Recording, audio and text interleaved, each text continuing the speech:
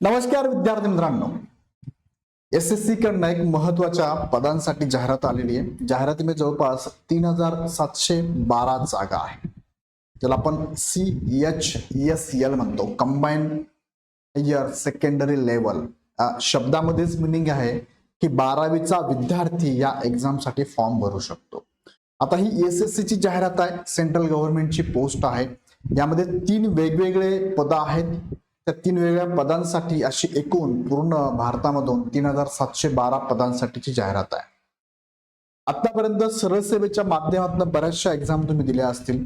सरळ सेवेच्या माध्यमातून त्या एक्झामचे रिझल्ट पण डिक्लेअर झाले, पण काही अंशी काही स्कोअरमुळे तुमचा रिझल्ट राहिला असेल.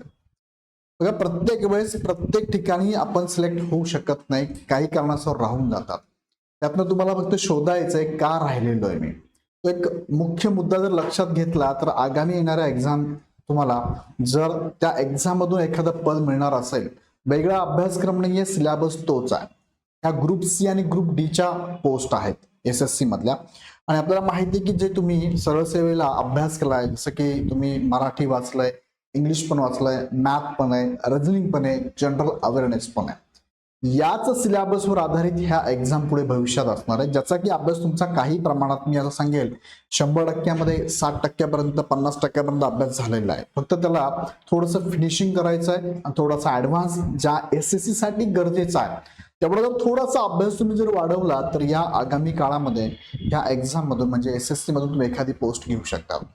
काही विद्यार्थ्यांची अपेक्षा असते की सर मला महाराष्ट्रामध्येच काम करायचं आहे, तर ह्या एक्झाम मधून महाराष्ट्राच्या पण जागा आहेत, महाराष्ट्रासाठी काम करू शकतात सेंट्रल गव्हर्नमेंटचे एम्प्लॉय म्हणून. तुम्हाला मेडिकल फॅसिलिटीज वेगळ्या आहेत, तुम्हाला टीए डीए पण वेगवेगळा आहे. सो या फॅसिलिटी सेंट्रल गव्हर्नमेंटच्या तुम्हाला असणार आहे, no doubt. 5 days working day असतात, 2 दिवस सुट्टी असते, वर्कचा लोड पण जास्त नसतो, क्लिनिकल काम आहे आणि सेंट्रल गव्हर्नमेंटचं काम आहे, वेळ खूप मिळतो. याच्यातनं तुम्हाला अजून जर भविष्यात वाटलं की तुमचं टार्गेट थोडं अजून मोठं आहे तर बाकीच्या एक्झामचाही अभ्यास तुम्ही करू शकतात. असे बरेचसे उदाहरणं आहेत की ज्यांनी ही पोस्ट घेतली आणि मग पुढचा अभ्यास करून त्यांनी पुढची ही पोस्ट ते घेतली त्यांनी किंवा घेत गेलेत. सो एक चांगली संधी आहे ज्या विद्यार्थ्यांचं इकॉनॉमिकल बॅकग्राऊंड किंवा ज्या विद्यार्थ्यांनी बऱ्याच वर्षापासून प्रयत्न करतोय आपण एमपीएससी मधनं, कंबाईन मधनं, ग्रुप बी ची ग्रुप सी ची पोस्ट पण मिळत नाहीये.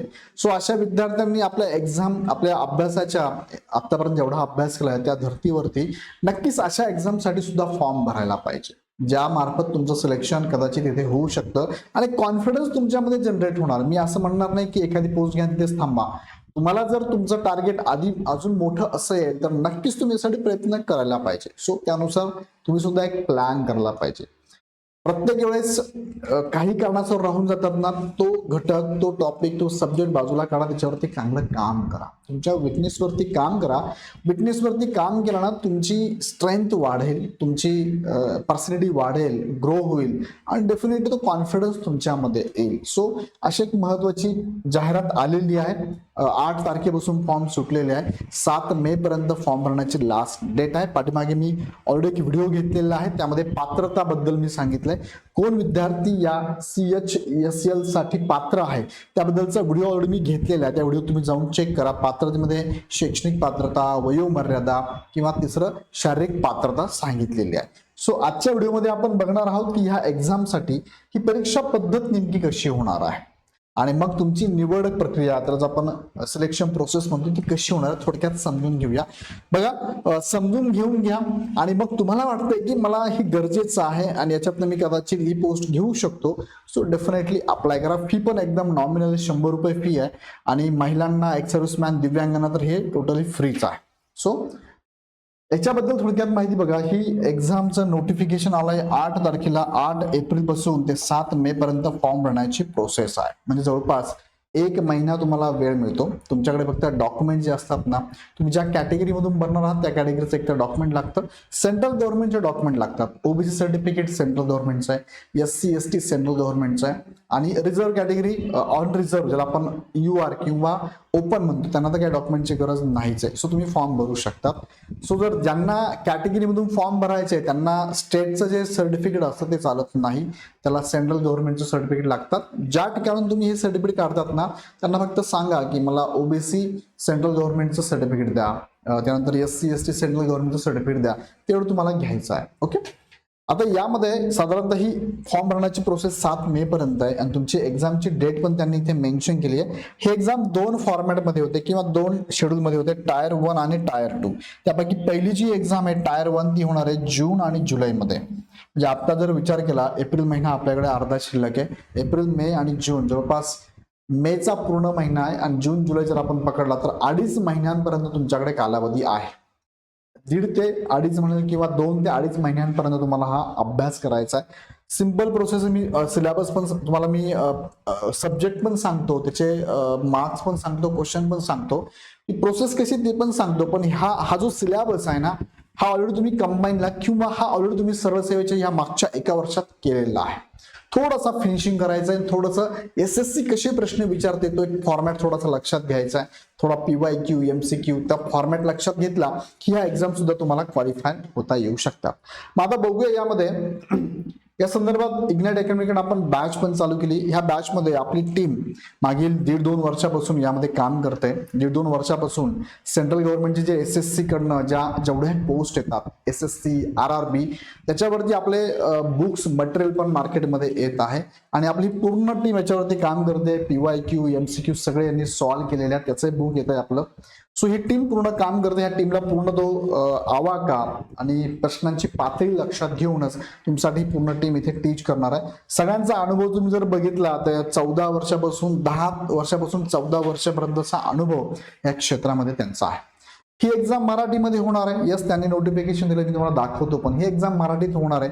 सो तुम्हाला घाबरण्याची गरज नाही. तुम्ही प्रेफरन्स देत असताना कोणत्या राज्याचा द्यायचा, कोणत्या डिपार्टमेंटचा द्यायचा ते पण देऊ शकता. आणि तुम्हाला वाटलं की मला गुजरातसाठी फॉर्म भरायचा आहे, गोव्यासाठी, कर्नाटकसाठी, जरी त्या राज्यासाठी फॉर्म भरला आणि तुम्हाला मीडियम कोणतं पाहिजे तुम्ही चॉईस देऊ शकता मराठी. म्हणजे इंग्लिश हिंदी तर असणारच आहे, पण तुम्हाला जर वाटलं की मला मराठीत द्यायचं तर मराठीत सुद्धा तुम्ही ही एक्झाम देऊ शकणार आहात.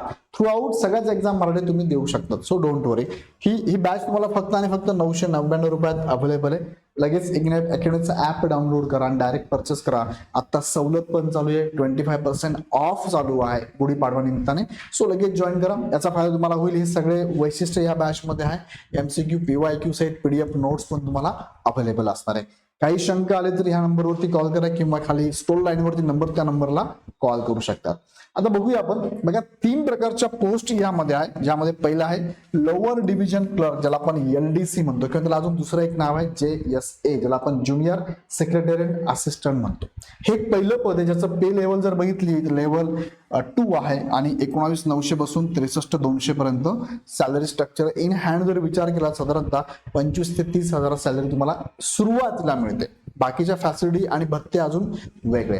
दुसरं आहे डाटा एंट्री ऑपरेटर, DO म्हणतो आपण त्याला. यामध्ये 2 लेवल आहे, एक लेवल 1 to 4 आहे आणि एक लेवल 5 आहे. सॅलरी स्ट्रक्चर या दोघांचं वेगळं वेगळं आहे. 1 to 4 मध्ये 25,500, 81,100 म्हणजे साधारणतः 30,000 ते 35,000 इन हँड सॅलरी सुरुवातीला मिळते. लेवल 5 मध्ये 19,200, 92,300 म्हणजे साधारणतः 35,000 ते 40,000 पर्यंत सॅलरी तुम्हाला या पोस्टसाठी मिळते. दुसरं डाटा एंट्री ऑपरेटर ग्रेड 1 ची पण एक पोस्ट आहे, ज्याला पे लेवल 4 आहे. 25,500, 81,100 हे सेम लेवल आहे. सो ह्या 3 प्रकारच्या या पोस्टसाठी तुम्हाला फॉर्म भरायचा आहे. फॉर्म भरताना तुम्हाला डिपार्टमेंट पण चॉईस करायचे आहे आणि स्टेट पण चॉईस करायचे आहे. ओके. वॅकन्सी 3,772 आहे. याची टेंटेटिव्ह त्यांनी दिलेली डिटेल्स आहे. याची डिटेल्स अजून येणार आहे, म्हणजे ज्यामध्ये स्टेट वाईज असेल किंवा झोन वाईज असेल. सो सध्या तुम्ही फॉर्म भरू शकता, नंतर तुम्हाला state wise zone wise vacancy details ते पाठवणार आहे. कशावरती? ssc.gov.in candidate corner tentative vacancy या बीटवरती येणार आहे. आता यात महत्वाचे मुद्दे बघा. परीक्षा पद्धत जर बघितली तर PET म्हणजे फिजिकल इफिशियन्सी टेस्ट, शारीरिक मैदानी चाचणी होते का? होते, पण हे काय नॉमिनल आहे, नॉमिनल आणि क्वालिफाईंग आहे, त्यामुळे याचे मार्क फायनल मध्ये पकडत नाही. फिजिकल मेजरमेंट टेस्ट असते का किंवा PST फिजिकल स्टँडर्ड टेस्ट असते का? यस, हे सुद्धा काय आहे नॉमिनल आहे.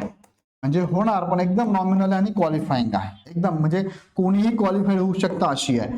राहिलं फक्त तुमची महत्वाची काय एक्झाम, जे की मल्टिपल चॉईस क्वेश्चन पेपर आहे, ऑब्जेक्टिव्ह क्वेश्चन पेपर आहे, सीबीटी टाईप आहे, कम्प्युटर बेस्ड टेस्ट असणार आहे. आणि ही एक्झाम 2 टाईप मध्ये होणार आहे, म्हणजेच टायर 1 आणि टियर 2 अशा 2 फॉर्मॅटमध्ये होणार आहे. त्यात बघूया वन बाय वन. आपण पहिली जी एक्झाम बघूया, आपण स्कीम ऑफ एक्झामिनेशन बघायचं. टायर 1 आणि टायर 2 होणार आहे. कम्प्युटर बेस्ड एक्झामिनेशन असणार आहे आणि जी एक्झाम असणार आहे याचं मार्क जे असतात, जर जास्त फॉर्मॅटमध्ये किंवा जास्त शिफ्टमध्ये जर ह्या एक्झाम झाल्या कम्प्युटरवरती तर याचं नॉर्मलायझेशन सुद्धा केलं जाणार आहे. ओके, फॉर्म्युला सगळ्यांना माहितीच आहे, त्या फॉर्म्युलानुसार नॉर्मलायझेशन होणार आहे.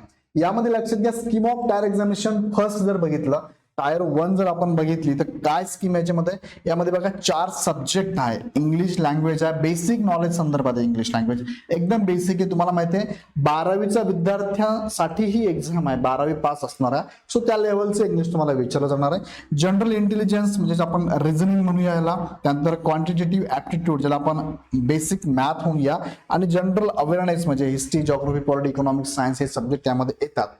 सध्या प्रत्येकाला 25-25 प्रश्न आहे आणि प्रत्येकी 2-2 मार्क म्हणजे 50 मार्काचा आहे.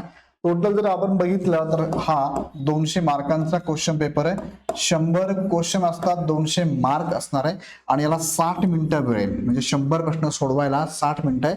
तुम्ही जर दिव्यांग असेल तर तुम्हाला 20 मिनिटं एक्स्ट्रा म्हणजे 80 मिनिटांमध्ये हा पेपर सॉल्व्ह करायचा आहे. Online exam.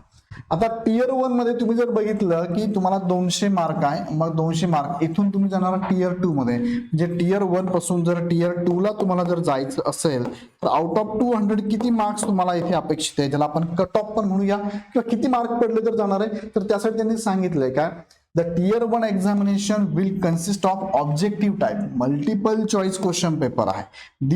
The questions will be set in English, Hindi and म्हणजे इंग्लिश हिंदी मध्ये तर असणारच आहे, पण any language opted by the candidate in the application form. Form भरताना तुम्ही तिसरी लँग्वेज देऊ शकता, तुम्हाला कोणत्या लँग्वेज मध्ये क्वेश्चन पेपर पाहिजे. अनेक्सर 16 मध्ये तुम्हाला दिलेलं आहे टोटल, ते पण दाखवतो मी तुम्हाला.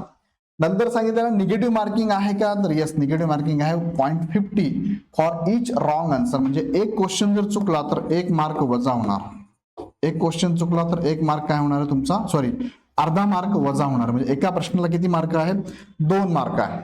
0.50 marks for each wrong answer. 0.50 marks जाणार आहे तुमचे, 0.50 मार्क्स तुमचे जाणार आहे एक जर आन्सर चुकलं तर. ही झाली तुमची निगेटिव्ह मार्किंग, 1 हाफ किंवा हाफ निगेटिव्ह मार्किंग सिस्टम में 0.50 मार्क्स तुमचे वजा होणार आहे.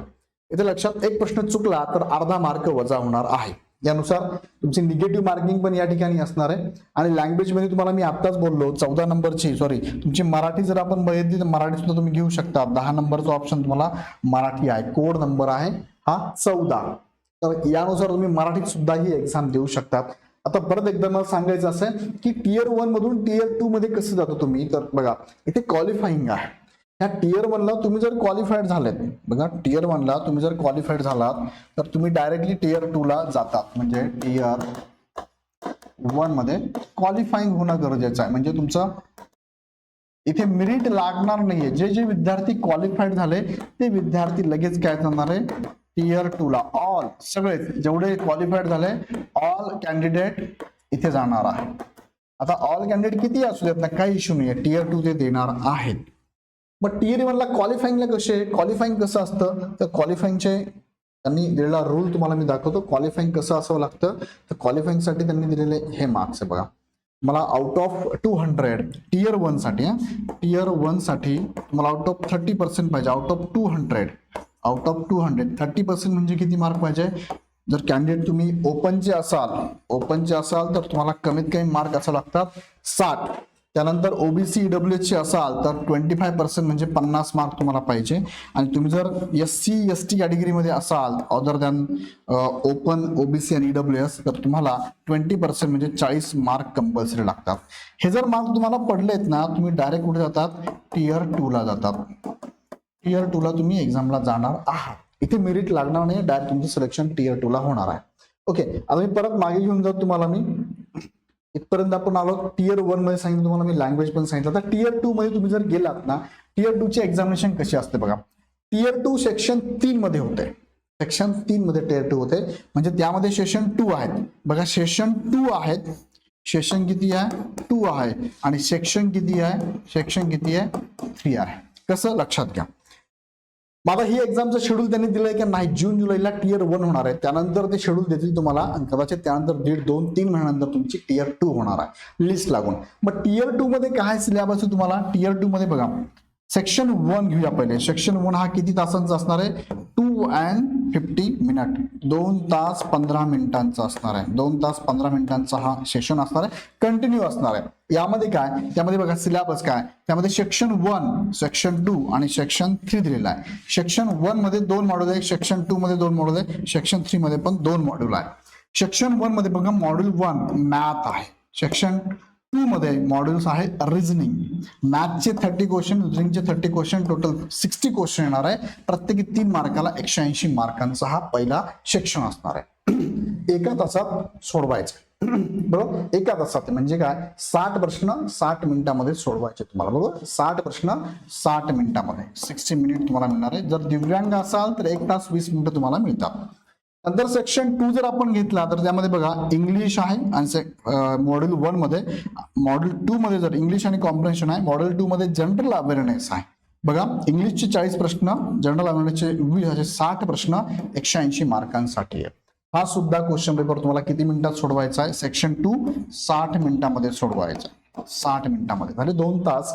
आणि मग सेक्शन 3 मध्ये तुम्ही जर गेलात तर त्यामध्ये मॉड्यूल 1 फक्त इथे तुम्हाला सॉल्व्ह करायचं आहे, ज्यामध्ये कम्प्युटर नॉलेज मॉड्यूल आहे. कम्प्युटर नॉलेज बद्दल बेसिक आहे. 15 प्रश्न असणार आहे 45 मार्कासाठी आणि 15 मिनिटात तुम्हाला सोडवायचे. असे झाले 2 तास 15 मिनिटांमध्ये हा जो आहे सेशन 1. कुठपर्यंत आलोय? सेक्शन 3चं मॉड्यूल 1. आता सेक्शन 3चं मॉड्यूल 2 हे सेशन 2 मध्ये येत आहे. मग सेशन 2 जर आपण बघितलं तर सेशन 2 मध्ये सेक्शन 3चं मॉड्यूल नंबर 2 आहे, ज्यामध्ये स्किल टेस्ट किंवा टायपिंग टेस्ट मॉड्यूल आहे. आता यामध्ये 3 प्रकार आहे. परत बघा पार्ट ए जर आपण बघितला तर स्किल टेस्ट. आता इथे तुम्हाला मार्क आहे का नाही ही सुद्धा काय, ही क्वालिफाईंग टेस्ट आहे. ही काय? क्वालिफाईंग टेस्ट आहे. इथे मार्क नाहीये तुम्हाला, फक्त क्वालिफाय तुम्हाला करून दाखवायचंय आणि जवळपास सगळ्यांना जमते असंच आहे. Skill test for data entry operators in departmental. तुम्ही फॉर्म भरताना स्पेसिफिक डिपार्टमेंट आहे, मिनिस्ट्रीचे डिपार्टमेंट आहे, त्यांच्यासाठी ही स्किल टेस्ट असणार आहे. पॅराग्राफ 8.1 हा मी पाठीमागच्या व्हिडिओमध्ये दाखवलेला आहे, किंवा याच्याबद्दल अजून डिटेल्स स्किल टेस्ट बद्दल काय कशी असते ते मी पुढे दाखवतो तुम्हाला, की पुढचा व्हिडिओ घेतो तुम्हाला. 15 मिनिटात तुम्हाला स्किल टेस्ट द्यायचे. दुसरे skill test for data entry operator except departmental आणि मिनिस्ट्री मेन्शन पॅराग्राफ 8.1. ते डिपार्टमेंट सोडले तर उर्वरित डेटा एंट्री ऑपरेटर साठी सुद्धा ही टेस्ट होते 15 मिनिटाची. दिव्यांग असेल तर 20-20 मिनिटं आहे. आणि part C typing test for lower division clerk किंवा ज्युनियर सेक्रेटरी असिस्टंट ज्यांना म्हणतो आपण, त्यासाठी ही एक्झाम 10 मिनिटाचा वेळ असणार आहे. अशी स्किल टेस्ट ही क्वालिफाईंग आहे. मला मी ती कशी क्वालिफाईंग आहे त्याच्याबद्दल डिटेल्स व्हिडिओ मी तुम्हाला घेतो. टायपिंग स्किल टेस्ट कशी असते, काय लागतं त्याला, ते मी तुम्हाला सगळं डिटेल्स सांगतो. आता सध्या लक्षात फक्त घ्या की 2 सेक्शन मध्ये एक्झाम झाले. सेक्शन 1 मध्ये तुम्हाला हे बघा, सेक्शन 1 मध्ये सेशन 1 मध्ये सेक्शन 3 झाले, त्यामध्ये प्रत्येकी 2-2 मॉड्यूल्स होते. फक्त सेक्शन 3 मध्ये एकच मॉड्यूल्स आहे. टोटल जर बघितलं 180. आणि हा जो पेपर ना हा सुद्धा काय क्वालिफाईंग आहे. हा सुद्धा क्वालिफाईंग आहे. याचे मार्क पकडले जात नाही, हा फक्त क्वालिफाईंग आहे. आता याच्यामध्ये लक्षात घ्या कसं सिलेक्शन होतं. आता सिलेक्शन प्रोसेस कशी असणार आहे? It will be the mandatory for the candidate to qualifying the all the section in tier 2. म्हणजे टायर 1 मधनं टायर 2 मध्ये आलात तुम्ही तर सगळे सेशन आणि सेक्शन तुम्हाला देणं कंपल्सरी असणार आहे. आता यामध्ये त्यांनी सांगितलंय की तुम्हाला जी एक्झाम असणार बघा, तुम्हाला इंग्लिश हिंदी प्लस मराठीमध्ये असणार. ते परत एकदा इथे सांगितलेलं आहे, ते पण असणार तुम्हाला. ऑब्जेक्टिव्ह टाईप क्वेश्चन पेपर आहे, म्हणजे एमसीक्यू आहे. एमसीक्यू आहे. फक्त तुम्हाला जर म्हटलं तर सेक्शन 3 मधलं मॉड्यूल नंबर 2 जो आहे ना हा फक्त काय टायपिंग स्किल टेस्ट आहे. सो त्याला राहणार नाहीये, त्याला ऑब्जेक्टिव्ह क्वेश्चन नाही, त्याला टायपिंगच करायचं आहे.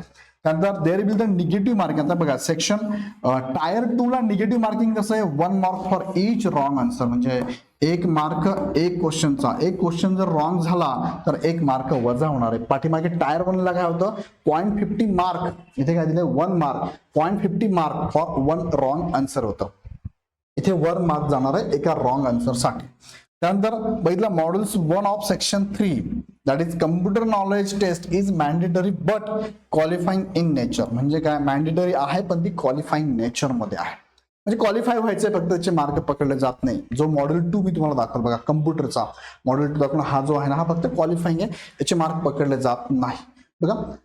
नंतर पुढे जर आपण गेलो तर मोड ऑफ सिलेक्शन कसं आहे, मी तुम्हाला आता काही उदाहरण दाखवलं बघा. मोड ऑफ सिलेक्शन जर बघितलं तर इथे क्वालिफाईंग आहे, इथे क्वालिफाईंग आहे बघा. मी तुम्हाला आत्ताच बोललो ओपन असाल तर 30% क्वालिफाईंग आहे. कोणासाठी? Minimum qualifying marks in tier 1 and section 1 session 2 and module 1 of section 3 of the tier 2 examination are as follow.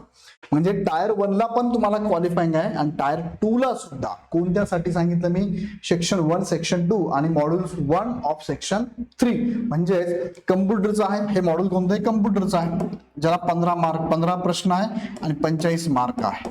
इथे सेक्शन 2 ला 60 प्रश्न आहे, 120 मार्क आहे. इथे पण 60 प्रश्न आहे, सॉरी 180 मार्क आहे, 3 मार्क प्रत्येक, 180 मार्क आहे बरोबर. हे तिघही तुम्हाला टियर 2 मध्ये काय आहे.